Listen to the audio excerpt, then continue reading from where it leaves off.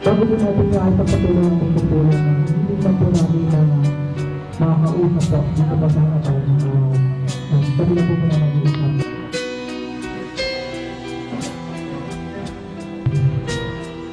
Dito rin po yung mga officers niya. Pwede po bang lahat ng officers taas ang kamay po ng live, mga director. Kompleto po kayo lahat ngayon. Okay.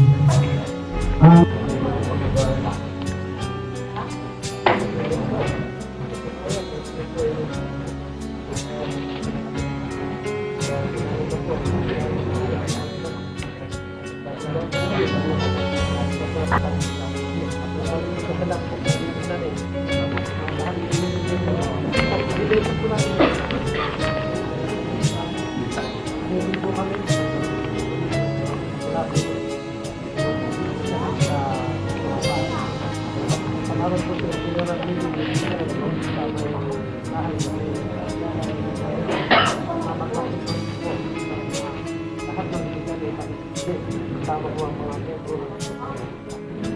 Balik ko nyo sila na sa mountain. So, magkalaban, pero pagkatapos nito,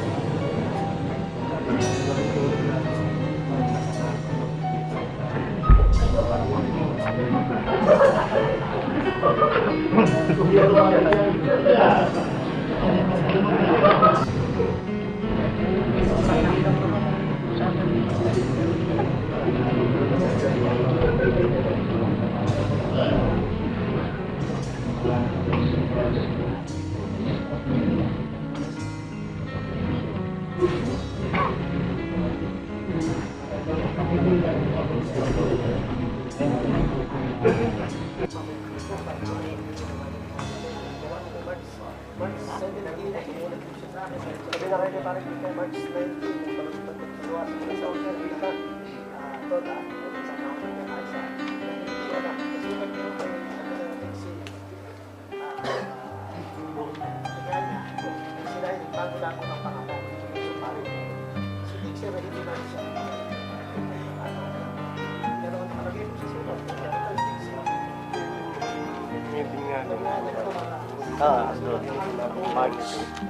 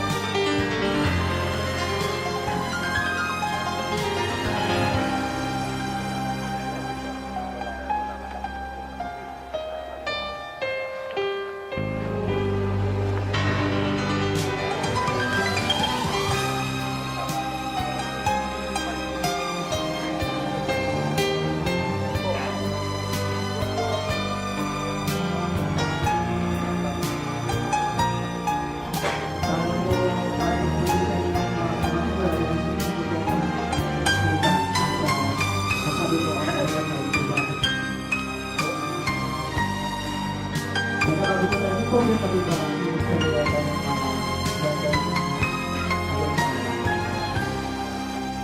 Ayos, kung maayos, bago na-schedule, kaya nabigay namin kagad, hindi ko na napadala. Ang tinatanong ko lang yun kasi ang kinakailangan din po kasi yung taong pong inibig niya magkaroon din ng pagkakataon na malaman niya na ito ay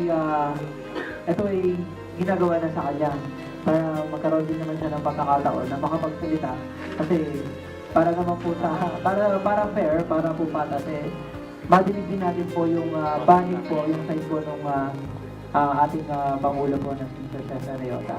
So ngayon, binibigay ko po ang hapag po sa floor sa pagsasalita po ni kung sino ba po yung representative niyo, si Binong Galuna, para makapag-explain. Akin ko lang si Secretary.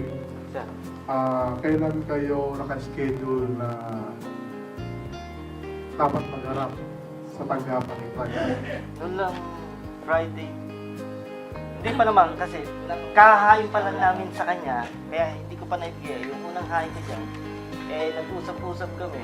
Ngayon, nagkaroon ng schedule na maiharap sa inyo yung Tungkol saan po yung pagharap nyo? unang ano sana namin. Tungkol dito sa Yung- tungkol dito sa yung picture po. Kailan mo dapat na-schedule yun? Wala pa lang pa. Schedule pa rin na kasi kakabibigay ko lang po maliwanag lamang. Issues kasi may hirap decisionan sa barangay level. Kasi ang sabi ko, dapat ay alam ng departamento na nakakasakop doon sa TODA. At iyon ay ang ating PTMRB.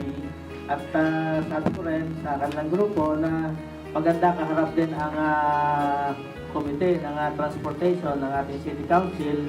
Kasi yung paghaharap ako sa akin, kung sila yung maghaharap sa barangay, walang final decision tayong makukuha dahil nga, halimbawa, ang desisyon ko kasi dapat nakabatay din doon sa ng batas ng BTFRB.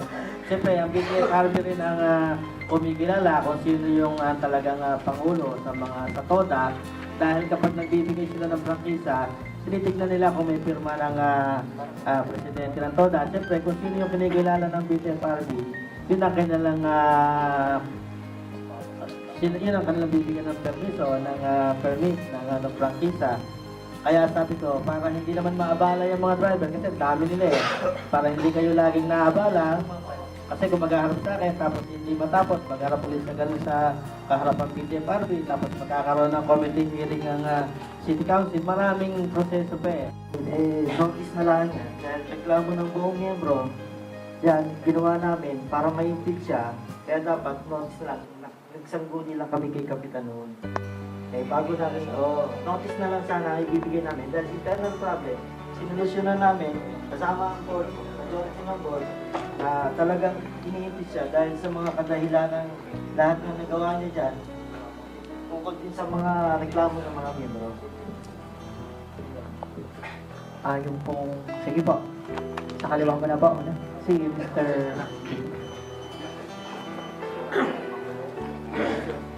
Chairman, may tatanong lamang po ako sa grupo.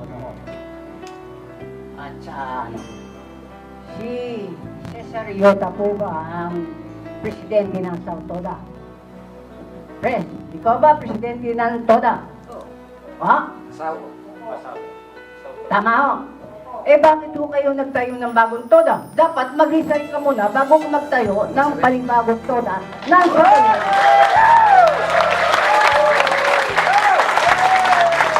Noon po kayo, ang busy namin, kukunin namin ang muling presidente.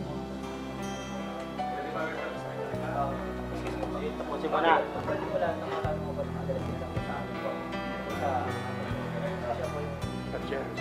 Hindi, Chairman, kasi ho, isa nandito na ho tayo para malaman ng tao ng ano. Hello. Medyo pinapabot lang po ng ating chairman ng Committee ng Transportation, saka PTFRB, saka si Conscial po, no? Kasi para tayo maging maganda raw yung ating discussion. Wala po tayo, pag tingnan ng tao, huwag natin tutukoyin yung mga tao. I-address po nito sa chairman, magtatanong kayo rito at sila lang magpapagot ganon.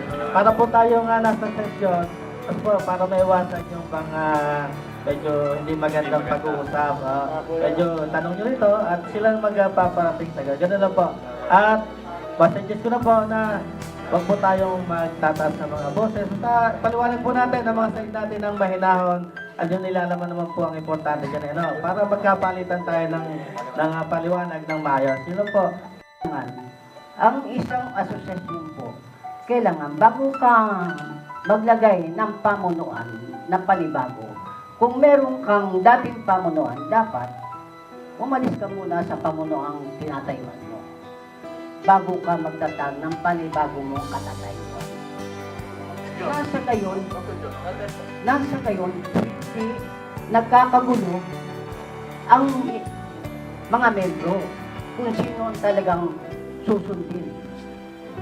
Mahirap po yun. Nangangapa po kami sa dilim.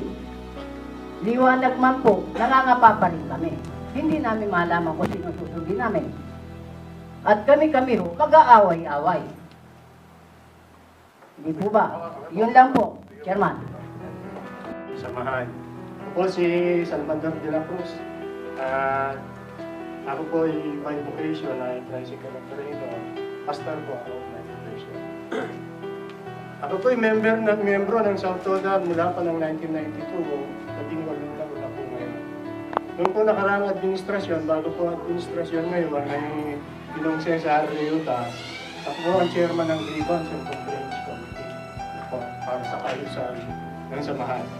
Bilang mandated by our bylaws, nagkaroon po kami ng malinis at honest election para sa new set of officers sa supervision po ng ating kagalang-galang na barangay chairman, ng kanyang staff at ng binuong COMELEC po.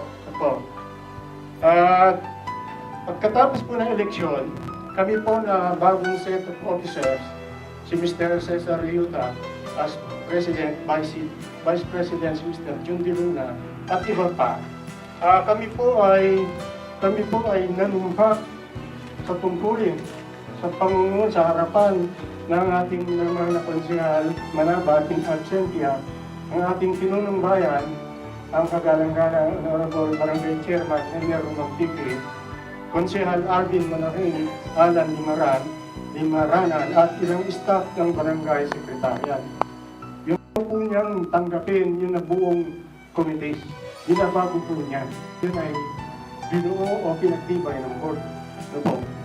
Pagkatapos po ng 6 na buwan hanggang sa ngayon, naobserbahan po namin na si Mr. Cesar Riuta bilang presidente was acting solely on his own. As if yung organisasyon ay kanya na nga. Hindi na po kami sinasanguni na board of directors. Wala pong sangkunan. Katunayan po, binabayaran ng mga medical claims, refund ng driver's license at iba pang mga reimbursement na hindi po dumadaan sa Finance Committee o sa Board of Directors. Nasuntunan din po namin na napatunayan na yung po mga hindi miyembro ng South Toda, South City Homes Toda, ay bumibiyahe na po ngayon ulit. Hindi na po sila dumaan sa screening committee ng South Toda. Disregarded. Dishonored not only the mandate of the membership, but also he did not recognize the power and authority of our Honorable Barangay Chairman, Enel Romantiki.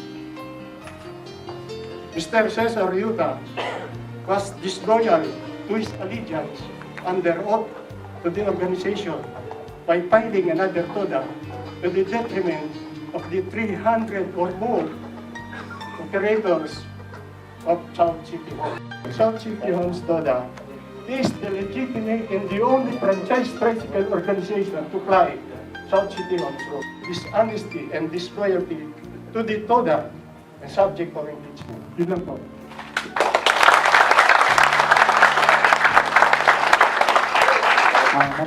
Maraming salamat po.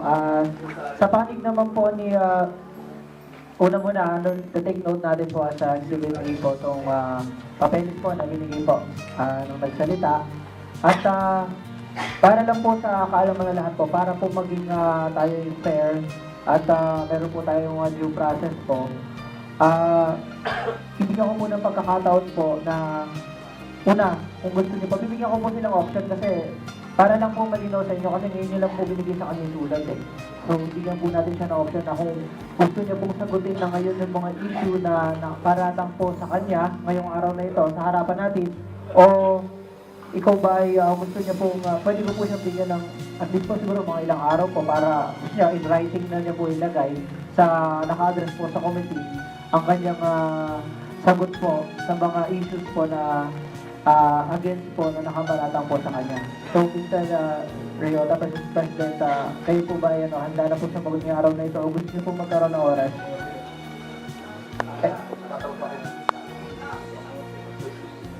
Sarili na lang po. Itindihin niyo lang po sana kasi po ngayon lang po niya nakuha yung sulat eh.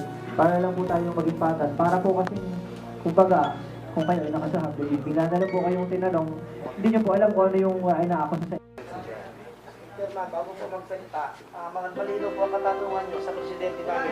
So, hindi nyo sino tao ang sasagot. Paliwanag po. Isa ko na naman yung karapatan niya. Baka muna, order lang po. Ngayon po, kung binibigyan po ng kapangyarihan po ng presidente na yun po magsalita for on his behalf po o para sa kanyang katayuan, pwede po. Ngayon, president, binibigyan niyo po ba siya ng karapatan po? Chairman. Sige po, bisa mo nila. Pag po ganyan ng presidente, ang ibig po sabihin niyan, wala siyang kakayanang mamuno sa lahat ng mga tao dito. Order muna, order lang po. Order lang po. Sige po, pagsalitain po natin po. Yung representatibo. Sino po ba? Sino po ang representatibo na magsasalita? Pwede po ba ako? Sige po, kung kayo po binibigyan ng pahintulot po ng Pangulo niyo po. Ano po katungkol? Ako po yung tumatay yung secretary ko. Sekretaryo po. O sige po. Yung full name niyo lang po, pakibagin na para po kayo. David Richard Zen. Okay, noted po. Ang itatanong ko lang po sana sa inyo, Mr. Chairman, yung nga po nabanggit po ng kasamang body. Totoo po yun, nagkaroon po ng proclamation. Nagkaroon po ng eleksyon. Yung po sinasabi naging malinis at maayos po yung halalan, medyo hindi ho kami pumapanig po sa pananalita na yun. Ngayon ho, tapusin po natin yun, nangyari yung eleksyon, nagkaroon ng proclamation, kinilala ko sino presidente, nagbigay po, nagsumiti po kami ng mga dokumento sa kinuha ng mga departamento ng munisipyo at ng barangay at ng homeowners. So, sino po ang mga bagong papuan. Ngayon po, always at parati po, binabanggit po ng mga miyembro, humihingi po sila ng tawag dito yung status ng kaban ng samahan ever since. Ayun po, ang nangyayari po, parati ho nagdidelay yun. So, comes na dumating ang punto nga ho na nagtatanong po kami sa legal kung ano po ang dapat gawin. Parati naman po sinasagot po ng legal wala ho tayong pag-uusapan dahil wala naman kayong mukhang ihaharap dahil po sa revoke nga po ang asosasyon, ang South Toda since 2003 ng August 11. So, ibig po sabihin, ang sinasabi po ng abogado, mga nakausap po namin, hindi lang po isa, hindi lang po ng dalawa, kundi po 5 yun. Iba-ibang abogado po yun. CPA, lawyer, at saka ibang specialty ng mga lawyer po. Kumusap po kami ng legal. Ang pinaka sinasabi po nga nila, wala daw po mukha ang South Toda kumarap dahil nga po revoke. So, anong dapat gawin? Mag-registro kayo ng bagong organisasyon. At yaman din lamang po na parati po, alam naman po ng DTFRD na parati po kami humaharap doon, humihingi po kami ng assistance dahil nga po sa katatayuan ng samahan. Parati po natidelay yun, kakaroon po ng postponement, delay. At hanggang sa kumantong na nga po yung pagpaparehistro ng bago. Ngayon ang tinatanong ko lang po sana, kung yung tinatanong po, sinabi po ni kasamang body, na sa pagkakapaliwanag po niya, yung po bang revocation ng South Toda may connection pa po ba doon sa nangyaring halalan since 2003? Attorney. ka rin karapatan. Wala pala kami karapatan. Wala ka rin karapatan. Hindi.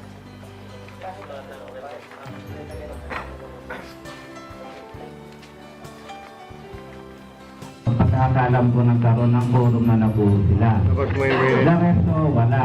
And afterwards, nung magkaroon po ng nung time na yun, nagkaroon na po ng yung signature campaign yung kabila. Bago pa ako magkaroon ng statement kay Kapitan, meron na po signature campaign sila against yung presidente-elect. Hindi pa po nagbabago yung samahan.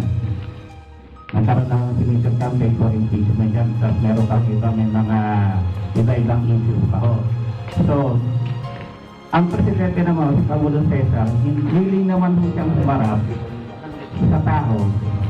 Kung ano man yung problema at meron, kanyang sagutin, sinasagot po niya. Yung pong sulat na binigay nila kay Kapitan, siya po ang nakapirma bilang secretary. Ngayon po, yung sinasabi po niyang meeting na hindi umate ng lahat ng board, ito po ang mga meeting namin, nakapirma po ang presidente at lahat. Hindi naman po sabi sa amin. Kaya hindi po dapat sa pagsalita kung gusto samahan, dahil lagi na lang po siya nagsasalita, hindi naman po alam niya ang nangyayari sa samahan. Kaya po,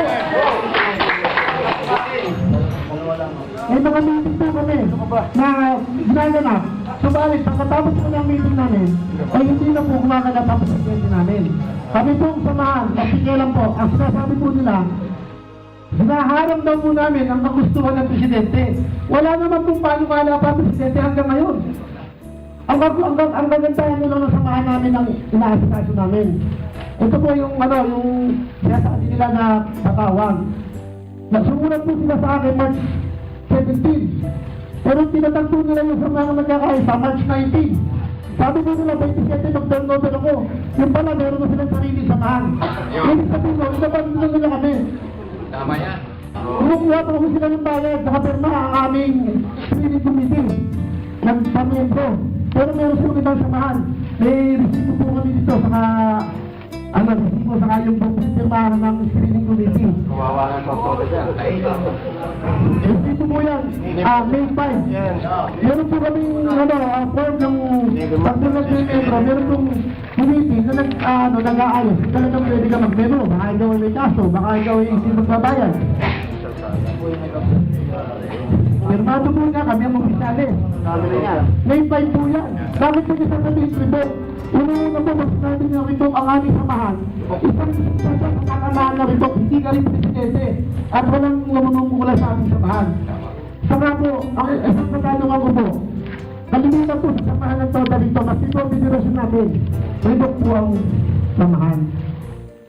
Pag pinangalan natin ang ganyang klase ng namumuno, halos lahat po, yung pag-ibig sa hindi projected, bigla na lang magtatayo ng Toda. O ito na yung aming samahan. Pwede po ba kami na lang ang namumuno? Marami po kami ebidensya. Yung pong speaker. Kaya po kami sa totoo lang po, lumapit po sa amin ay ang naghihirap ng mga membro. Sabi yun yung mga membro, ito na po lang yun. Yung po mga speaker na ginaganap po lang nyo para pakabitan ng mga illegal na speaker. Ang kanya pong samahan ay samahan nagkakaisa. Ang speaker niya, Cesar Yuta Toda. Magkaiba na po. Ang aming samahan po ay South City. Kaya nagpapalito po kami ng South City. Yung asinasyon. Na ang inaano po namin, pero sila pa rin ang sabi sa presidente sa amin sa ngayon. Kaya po sila iniipit namin, marami na po ang illegal na tricycle na bumabiyahe sa amin. Kawawa naman po ang mga kasamahan namin na nagbayad. Ano po?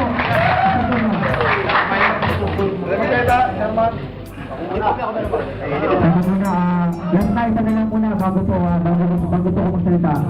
Papayagan mo na po magsalita po isang membro. Salang muna po.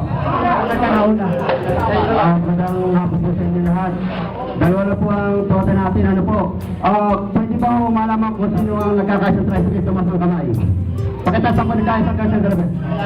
Pakitaas na po, wala po. Pakitaas ako nagkakaisa. Yung nagkakaisa. Pumaso ang Toda talaga. Ganyan po marami ang aming taman. At may yung pala pagkatanong ko. At ikatanungan lang po ako to. Sino po ang tanong ko? Ako po ay 1992. at especially po, 18 years na ako nabiyahe sosyal. Naging driver ako, naging operator, naging pensionist, nagsumapak ako sa committee, nagpapirma ko. Bawat isang director, nagpapirma ako. Pero sa pagpatuloy ng namumuno, ano po ang ginawa niya? Hindi po tumadaan sa committee. Ayun po sinabi na po ni Pastor Sinulit ko lang na may wala para po sa lahat. Dapat po, maraming kasamang proseso. At una natatanong ko po kay Chairman ng ating BTBAG. Tayo po ay stop na ba tayo ng tanggapan ng TODA? Bakit po, nag-iba po sila ng TODA? Bakit po dumamo na yan sa BTBAG? Magpapapirma po muna sila sa mga presidente ng presidente. Kasi natulungan nila TODA. Nagpapirma po sila bago manindigan. Ang pera po ng TODA. Pero sila hindi tumahan. Hindi po napatawag ng general meeting. Ako po ay magbabago. Yung bago, at sa presyo, sa kayo ba ay pumapayag? Nagkatawang tao hindi. Yun lang po, malinaw po siya ay umalis para TODA sa magkakasya president. Kami po po, gusto namin malaman sa inyo ngayon, yung 50 days na naiinig ko siya, nagkapakasagal po, nagkakain ngayon. Maraming salamat po. Ang gila po, hindi sa mga nyo po. Nakikita ko, talagang hindi po ang tamang proseso. Maraming salamat po. Salamat po. Order lang po, sandali lang po. Order lang po muna.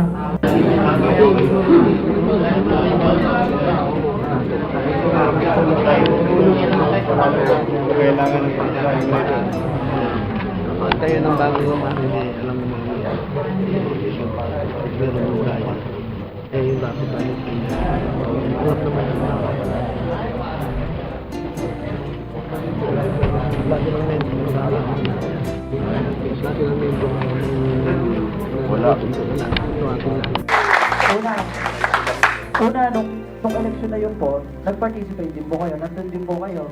So, kayo po, yung samahan ninyo po mismo, yung pag-express nyo po, impliedly nyo po na paggagawa ng botohan, pag-meeting, kahit hindi pa po nakaregister sa Securities and Exchange Commission po, impliedly po, pinakikita nyo na ang samahan nyo po ay gumagana pa rin. At sa pag-attend nyo po, sa pag-attend nyo po nung halalan at pag-participate nyo, pinakikita nila po na buo pa rin po ang existing pa rin po yung samahan ninyo.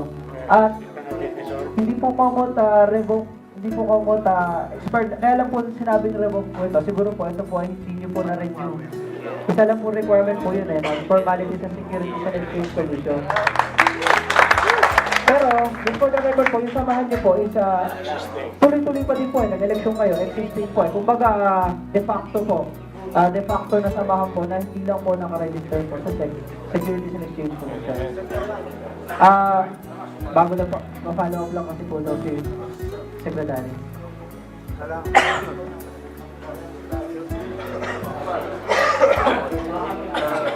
Tama po, Mr. Chairman, yung sinasabi nyo. Ang espiritu ng samahan ng doon, hindi ho natin inaalis yun, hindi namin inaalis yun. Kaya nga po si Pangulong Cesar, pilit nga ho kinakahatong mga miyembro, kinakausap ko na maayos, para nga ho makuha. Yung dati kong director ko yun, sila kayo.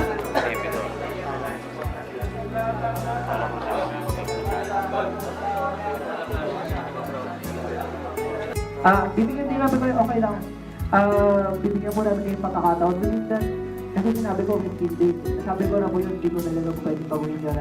15 days na yan, bigyan niyo po lahat ng papeles sa amin. At para makadagdag po nung ebidensya ba na idadagdag nyo, annexes nung papel. Bigyan niyo ng kopya ang tanggapan po ni Consul William Caray, tanggapan ni Ginoong Ross Kay. Tapos, sa 15 days na to, sasagutin sila kung ano yung kung ano po yung pinalatang niyo po sa kanila na violation sa bylaws, sasagutin nila. May depensa din po sila. At tinatawagan ko po si Ginoong Riota para makuha po yung kopya niya ng complaint.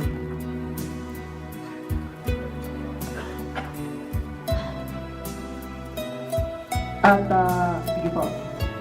At sa lahat po ng proseso, lahat ng pagkakataon, pag merong pag-dititis o hindi sa korte, pag nagkaroon ng pagkakataon na iniimbestigahan ng isang opisyalis, so meron din sa 15 days na to, ang pagpapatakbo po ang ng inyong pilahan, ang in-charge po muna is the Committee on Transportation. So ngayon para fair po, ito po namin para po walang bias.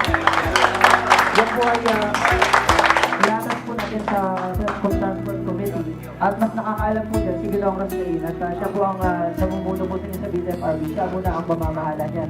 Para po yun sa kagalingan na lahat po, parang di unfair para po tayo para malaman natin ang desisyon. At pagkatapos ng 15 araw na ito, pag-aaralan namin yung mga papel ninyo, at kung mapapatunayan, respetuhin namin, nakalagay sa bylaws nyo.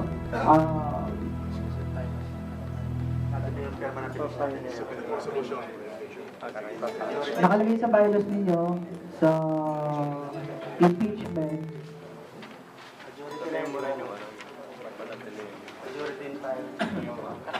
Nakalagay dito sa section 1 sa article 11, any elected officer of the association who violates any provisions in Signal Law, who violates any of these bylaws shall be impeached from his position by a 2/3 vote of all the members during a meeting called for the purpose. So, pagkatapos ng 15 araw na to at napatunayan po natin na kung meron man po violation, hindi ko sinasabing meron o walang violation po, yan po yung aming pag-aaralan pa. Pag napatunayan nito, 2/3 po, no, kung ilan po yung miyembro nyo po, 2/3 nun po, pag pumunta po sa isang pulong, at napatunayan na ganun po, susundin po natin ang bylaws ninyo. At kagaya na sinabi ko, ito po ang bylaws. For the record kanina, napag-agreehan na natin na ang bylaws na ito ang susundin para ma-resolve ang mga issues na ito. At pinaalam ko lang po sa inyo lahat na ang aming pong tanggapan ng ating city government po talaga is lagi pong fair, lagi pong equal po. At sinusunod lang po namin po kung ano po ang nasa batas. At binibigyan po namin lahat ng pagkakataon, lahat ng panig upang masabi po ang kanilang side. At kung meron man po magiging desisyon, ang committee, ang gagawin naming resolusyon, ito po ay ibabase namin sa amin sa mga papeles na ibinigay ng dokumento na ibinigay nyo sa amin. Kaya importante lahat ng dokumento na inyong isisumite ay may bigay nyo as soon as possible para maging basis po ng desisyon namin. At para sa inyong kalaman po, nirerespeto po at ginagalang po ng inyong abang lingkod kung ano man po ang batas, kung ano man masasaad sa mga bylaws. At wala po kami sa posisyon para malungkutin ito, hindi sundan ito. Amin po yung nirerespeto. At kung ano yung nakalagay dyan, andito lang po kami po yung mga public servants po at ibibigay lang po namin ang desisyon. At pag sa huli, kayo din po ang mga miyembro ang mag-uusga. Now, at kung meron man pong ibang katanungan pa ang sa panig po ni Mr. Ryota, sa panig po nila Mr. De Luna, pwede nyo na po itanong ngayon. Sige po. Ayan ang katunay na wala sa South Chairman, kasi nakalagay po dyan tungkol sa impeachment. Yung po 2/3 ng umattend ng meeting for the purpose. Ito po ngayon lahat, pwede baka po may for the record, ay pwede po natin tanongin kung gusto nang tanggalin si Cesar Ryota for the record po na itong meeting na to. At dito po lahat ang mga active na membro. Kaya po ay nagtyaga na hindi bumiyahe dahil naghihirap na sila. Teka muna, bago po natin gawin yan, naiintindihan ko po ang sinasabi nyo na dito na po lahat na membro. Pero siyempre po, technical po tayo kung ano po yung nakasaad sa batas. Hindi ko po kasi kailangan ma-validate po natin yung 2/3 na yan kung talaga po silang membro. At ang pag-validate yan at pag-uusga niya kung sino talaga ang validong membro ay ang committee po ang mag-validate. So, ngayong araw na ito, hindi ko po pwedeng sabihin na 2/3 na kayo o ilang kayo kasi hindi mo ako sigurado kung sino ang membro, kung sino hindi membro. Marami po tayong pagbabatihan. At alam ko, sa tanggapan ng BFRB, may listahan kung sino-sino po ang mga membro nito at kung sino-sino po ang may karapatan po para bumoto dun sa 2/3 na number na yung pinatry po niyo. At yun lang po, pinaalam ko sa inyo na wag muna ngayon. Kasi that would be ano naman. Hindi wala kami pagbabatihan pa eh. Sige po. May tatanong na po kay Mr. Chairman Roscarin. Kung halimbawa po na, kasi ibig yung ating pag-uusapan yun, huwag naman natin dalhin doon. Kung halimbawa po natin na napayagan natin yung TODA nila, nagkakaisang TODA, bibigyan niyo po ba ng pang-isay? Unang po sa lahat, ang general rules natin, hindi nyo pwede magdalawa ang prangkisa sa isang ruta.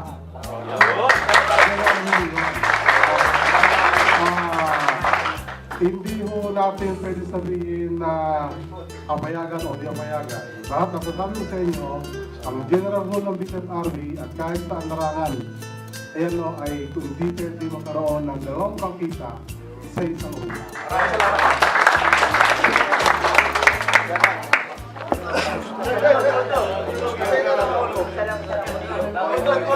Teka muna, ang sunod na po ay nakapun. Sila muna, isa lang tapos ikaw na pagkatapos.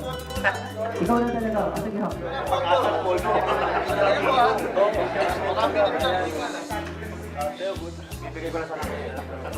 Magandang hapon po sa ating lahat. Ito lang po, ang aming katanungan lang po, ang kung susundin po natin yung unang bylaws po, nakasaad po sa bylaws na after election 15 days, hindi ka nag-turn over, automatic tanggal lang na hindi nag-turn over. Yun, siguro, sa hindi nag-turn over. Turn over na, itipis na tapos hindi pa niya turn over. Kung ilang susundin natin yung batas na yan, sila ang tatamaan yan. Sila naman yung nag-abiendan yan na ang hindi pagturn over, gaya ng ginawa nila kay Sargento Lugugan, na ang sabi na rin nila, hindi rin turn over, automatic tanggal nila. Pero to, anong buwan na ngayon nung makatapos ng eleksyon? Napakahabang panahon para mag-turn over. Ang turn over na, Xerox copy at saka cheque 5 centavos. Yun lang po. Magandang hapon po.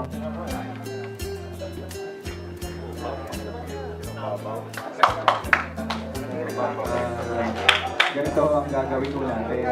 Yung mga binabanggit yung teknikalidad ng merito o mag-disqualify ka sa sagot ng iba, kapag po bigyan na kayo ng pagkakataon para sumagot, ihanda niyo po yung dokumento nagsasabi sa inyo na 15 days kailangan i-turn over na i-attach po natin yun. Kami naman po ay babasahin naman po namin, pag-aaralan din naman po namin. So ang gawin lang po natin, kapag sinasabi niyo may ganun palang provision sa inyong bylaws, i-attach po natin tapos nang mapag-aralan po natin. Para maging parehas lang po tayo, pakikinggan po natin lahat yan. Sige ho, yung nakabula ko. Magandang hapon po sa ating mga galang-galang na konsyal at saka sa barangay chairman po. Ito po yung hinahingi lang ng isang miyembro kasi ako miyembro ko na sa Sautoda. Siguro nakikita ko kasi sir dito sa tinatakbo na aming samahan na nababago yung Sautoda. Kasi una-una yung mga hindi na miyembro, pinababiyahe pa rin.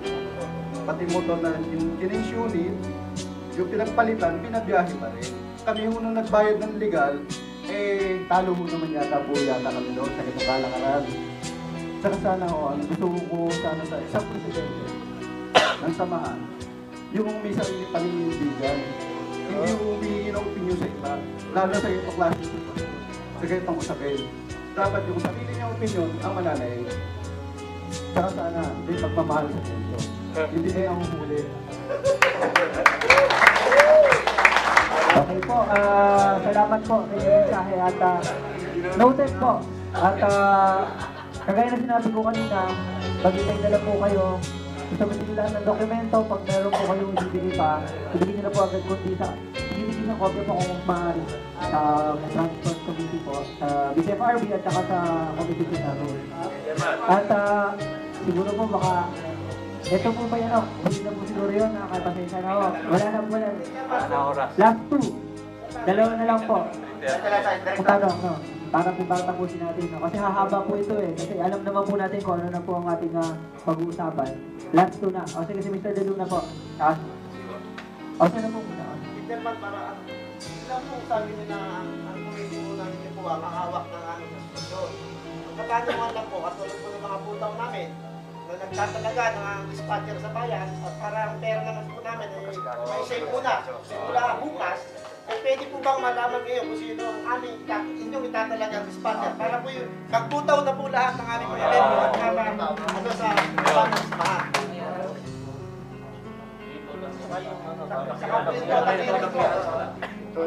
Ganito, Mr. Deluna.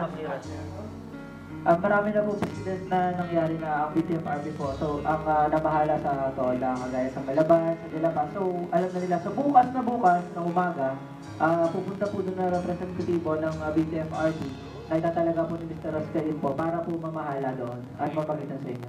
At may sabihin po, Para po sa kalaman ng lahat, ano po, magbibigay po tayo ng tao mamahala ay yung pilahan.